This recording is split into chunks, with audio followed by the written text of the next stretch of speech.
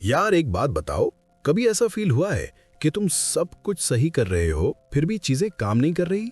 पढ़ रहे हो, ग्राइंड कर रहे हो, लेकिन रिजल्ट्स जीरो। और फिर कोई दूसरा बंदा बिना कुछ किए सब कुछ अचीव कर लेता है। तो आज हम बात करेंगे एक ऐसे आदमी की जिसने 500 साल पहले यही सवाल पूछा था और जवाब माइंड ब्लोइंग था। Machiavelli the Prince. और ट्रस्ट मी, ये सिर्फ हिस्ट्री लेसन नहीं है, ये तुम्हारी जिंदगी का यूजर मैनुअल है। इस पर 7 वीडियो पहले आ चुका है। अगर आपने वो नहीं देखा तो इस वीडियो के बाद देख लेना। वीडियो का इंपॉर्टेंस तो आपको उसे देखने के बाद पता चल ही जाएगा। चलो शुरू करते हैं। तो मैकियावेली शुरुआत करता है एक बड़े फिलोसॉफिकल क्वेश्चन से। कितना कंट्रोल है हमारा अपनी जिंदगी पर? उसके जमाने में लोग यही सोचते थे कि सब कुछ फॉर्च्यून पर डिपेंड करता है, बेसिकली जो होगा देखा जाएगा वाला एटीट्यूड। वो कहता है कि बहुत से लोग मानते थे कि फॉर्च्यून और चांस ह्यूमन अफेयर्स को पूरी तरह कंट्रोल करते हैं, इसलिए मेहनत करने का कोई फायदा नहीं। लेकिन मैकियावेली बोलता है, रुको भाई। वो मानता है कि हमारी फ्री विल पूरी तरह खत्म नहीं हुई है। उसका थ्योरी है कि 50-50 का गेम है ये, आधा फॉर्च्यून, आधा तुम्हारी मेहनत और प्लानिंग। और फिर वो एक किलर मेटाफॉर देता है। मैकियावेली बोलता है कि सोचो, फॉर्च्यून एक वायलेंट नदी है। जब बाढ़ आती है तो सब कुछ तबाह हो जाता है, इमारतें गिर जाती हैं, लोग भाग जाते हैं। लेकिन, और यहाँ ट्विस्ट है, जब नदी शांत होती है तब लोग बांध और बैरियर्स बना सकते हैं। फिर जब बाढ़ आएगी तो वो कंट्रोल्ड कैनाल में बहेगी। Destruction minimum. मतलब फॉर्च्यून तब तबाही मचाता है जब तुमने पहले से कोई प्रेपरेशन नहीं की। अब इसे मॉडर्न लाइफ में ट्रांसलेट करो। हमारी जनरेशन बहुत टैलेंटेड है, क्रिएटिव है, एम्बिशियस है, लेकिन हम सबसे ज्यादा क्या करते हैं? Wing it. Exam last minute, career plan देखते हैं, सेविंग्स अभी तो टाइम है, मेंटल हेल्थ थोड़ा टेंशन तो नॉर्मल है ना।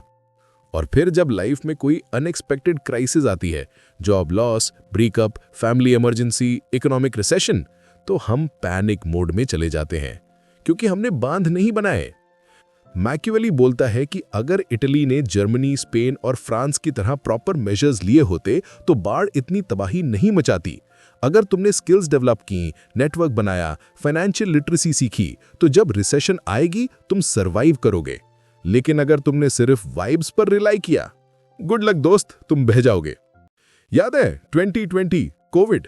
किसने सोचा था कि एक वायरस पूरी दुनिया को घर में लॉक कर देगी? लेकिन कुछ लोगों ने सरवाइव किया क्योंकि उनके पास स्किल्स थी, कोडिंग, कंटेंट क्रिएशन, फ्रीलांसिंग। बाकी स्ट्रगलर्स, क्योंकि उन्होंने सोचा था सब चलता रहेगा। फॉर्च्यून ने बाढ़ ला दी, जिन्होंने बांध बनाए थे वो बच गए, बाकी स्वेप्ट अवे। अब मैकियावेली का दूसरा बैंगर आइडिया, सक्सेस का सीक्रेट टाइमिंग है।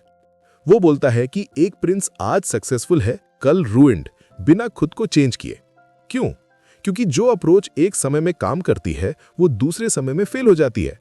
सिंपल एग्जांपल, 2 कॉशियस लोग हैं, एक सक्सीड करता है, दूसरा नहीं। क्यों? क्योंकि टाइमिंग और सर्कमस्टांसेस अलग हैं। मैकियावेली बोलता है कि कोई भी इतना प्रूडेंट नहीं है कि खुद को हर सिचुएशन में अडैप्ट कर सके। क्यों? क्योंकि या तो हमारी नेचर ही ऐसी होती है या फिर हम इतने कंफर्टेबल हो जाते हैं एक सक्सेसफुल पाथ पर कि हमें लगता है यही सही है। ये हम सब की प्रॉब्लम है। तुमने स्कूल में एक स्ट्रैटेजी से पढ़ा, रोड लर्निंग, मार्क्स चेस करो, वर्कड, राइट? कॉलेज आया, सेम स्ट्रैटेजी, थोड़ा टफ बट ओके। फिर जॉब मार्केट आई और सडनली रूल्स बदल गए। अब मार्क्स मैटर नहीं करते, स्किल्स चाहिए, कम्युनिकेशन चाहिए, नेटवर्किंग चाहिए, और तुम स्टिल सेम स्ट्रैटेजी पर अटके हो। मैकियावेली अब एक रियल लाइफ एग्जांपल देता है, पोप जूलियस सेकंड। ये बंदा हर चीज में इंपेचुअस था, अग्रेसिव, बोल्ड, रुकता नहीं था, और उसका लक, टाइम्स उसके फेवर में थे। उसने बुलोजिया के खिलाफ वॉर छेड़ दी जब वेनिशियंस और स्पेन दोनों अगेंस्ट थे। फ्रांस कंफ्यूज था। नॉर्मल लीडर रुक जाता, प्लानिंग करता, डिप्लोमेसी करता।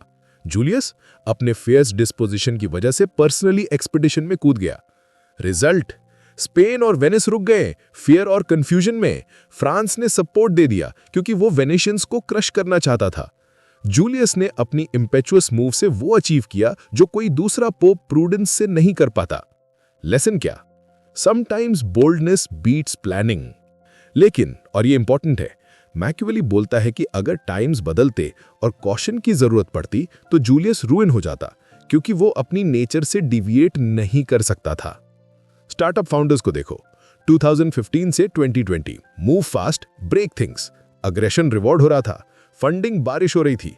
2022 से 2024, रिसेशन, इंटरेस्ट रेट्स बढ़ी, प्रॉफिटेबिलिटी मैटर करने लगी। जिनके पास सिर्फ अग्रेशन था, no financial discipline, no sustainable model, वो क्रैश हो गए। टाइमिंग बदली, स्ट्रैटेजी नहीं बदली, गेम ओवर। इंडिया में ये प्रॉब्लम और भी रियल है। हमारी एजुकेशन सिस्टम एक सिंगल अप्रोच सिखाती है, ओबे, मेमोराइज, रिपीट। लेकिन ग्लोबल जॉब मार्केट इनोवेशन चाहती है, रिस्क टेकिंग चाहती है, अडेप्टेबिलिटी चाहती है। हम प्रोड्यूस हो रहे हैं एक मोल्ड में, फिर जब मोल्ड आउटडेटेड हो जाता है हम शॉक्ड रह जाते हैं। मेरे पास डिग्री है फिर भी नौकरी क्यों नहीं मिल रही? क्योंकि दोस्त, टाइम्स बदल गए और तुम नहीं। अब मैकियावेली अपना मोस्ट कंट्रोवर्शियल स्टेटमेंट देता है।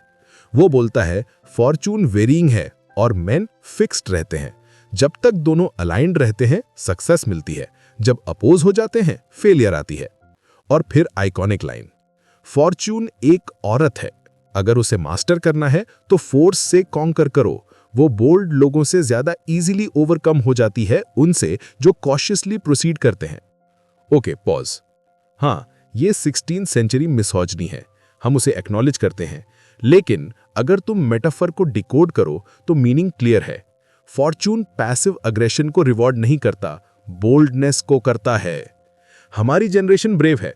हम सोशल मीडिया पर कॉज उठाते हैं, मेंटल हेल्थ की बात करते हैं, सिस्टम्स को क्वेश्चन करते हैं। लेकिन जब बात आती है रियल वर्ल्ड एक्शन की, हेजिटेशन। मैं क्रिएटर बनना चाहता हूं लेकिन पहले स्टेबल जॉब। मैं स्टार्टअप करना चाहता हूं लेकिन अभी रिस्की है। मैं रिलेशनशिप फिक्स करना चाहता हूं लेकिन कॉन्फ्रंटेशन से डर लगता है। Cautious planning, great. Paralysis by analysis, problem. India में यह प्रॉब्लम कल्चरल है। हमें बचपन से सिखाया जाता है, सेफ पाथ लो, गैम्बल मत करो। Engineering, medicine, government job, risk, पागल हो क्या? और रिजल्ट, हम एक जनरेशन है जो टैलेंटेड है, क्रिएटिव है, लेकिन terrified of failure. Foreign entrepreneurs fail होते हैं, उठते हैं, फिर ट्राई करते हैं। इंडियन एंटरप्रेन्योर्स, एक फेलियर और सोसाइटी जज कर देती है। देखा, मैंने कहा था स्टेबल जॉब लो। अब मैकियावेली आगे जाता है, और यार ये प्योर इमोशनल मैनिपुलेशन है बट ब्रिलियंट। वो बोलता है, इटली के लिए परफेक्ट टाइम आ गया है एक नए प्रिंस के लिए। इटली इतनी एंस्लेव्ड है, ऑप्रेस्ड है, स्कैटर्ड है कि अगर कोई स्ट्रॉन्ग लीडर आए तो वो हीरो बन सकता है। उसकी कंपैरिजन देखो, मोसेस को हिब्रूज को इजिप्ट से निकालना था, साइरस को पर्शियंस को मीड से फ्री करना था, थीसियस को अथेनियंस को यूनाइट करना था। और अब इटली को chaos, beaten, spoiled, lacerated, overrun, हर तरह की तबाही झेल चुकी है। मैकियावेली ड्रामेटिक हो जाता है, कहता है, देखो इटली भगवान से प्रार्थना कर रही है कि कोई आए और उसे इस बारबेरस क्रूअल्टी से बचाए। वो रेडी है किसी भी स्टैंडर्ड को फॉलो करने के लिए अगर कोई उसे उठाए। Powerful right? लेकिन ये सिर्फ इटली के बारे में नहीं है, ये किसी भी सोसाइटी के बारे में है जो क्राइसिस में है और स्ट्रॉन्ग लीडरशिप ढूंढ रही है।